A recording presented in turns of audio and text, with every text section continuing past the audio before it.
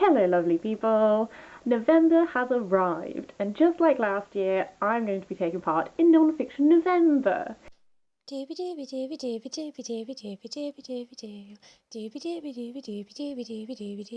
Vlogs. This is like a reading initiative, which I believe is founded by a book olive, that's what I have on my phone.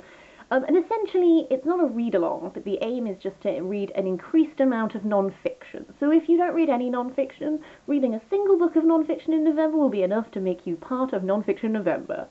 I enjoy reading non-fiction, I read quite a lot of it, so I'm going to use some of the prompts which a book olive has come up with. I'm going to link to their video below so that you can go watch and reference, etc, etc. They're very great, I recommend subscribing. So I'm gonna read you each prompt, and I'm gonna tell you the book I have assigned for it, and let's just do this. There's nothing else to say. So previous years there's always been like a one-word prompt. This year we have 2 words, and some of my books relate to both. Some of them relate to only 1 word, and I'll just sort of like go through it. So first up is Pastime/Pastime. For this one, I've gone for Confronting the Classics by Mary Beard. The reason I have gone for this is, this feels very literal. Past time, to me, makes me think of times that have passed, and history and stuff like this.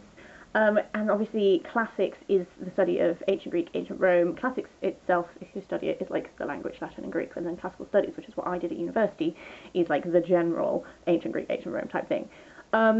And I love my classical studies, and I love Mary Beard, but I've never actually read anything that Mary Beard's written. I've only ever like watched her TV shows. Essentially, this just seems like what I thought one of the books I chose last year, which was about Homer, why Homer matters. I think this is going to be a bit more what I thought that was going to be, which is essentially looking at why is classics relevant? Why is this something that is still relevant for us to study and look at today? And I think it's incredibly relevant for us to do that. And one of my pastimes is absorbing classical studies stuff. So like I think that kind of works. I will just go with it. But essentially I'm excited to like listen to read Mary Beard and her being fabulous and talking all about why classical studies is great.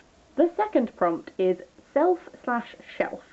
I've kind of gone for an obvious interpretation of self.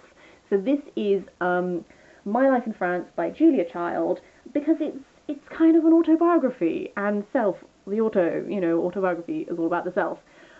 Julia Child is obviously a very big name in food writing. This is about when she went to France and became the famous food writer that she is, and how she learnt French cooking and stuff like this.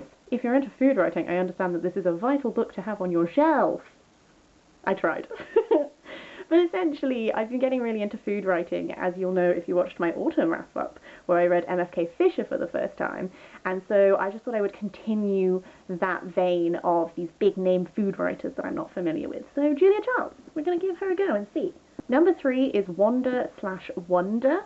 I'm about to post a whole video where I talk about this book, so when you watch that, let's just pretend like I haven't already told it to you now. But I've gone for Flaneuse by Lauren Elkin. Women walk the city in Paris, New York, Tokyo, Venice, and London.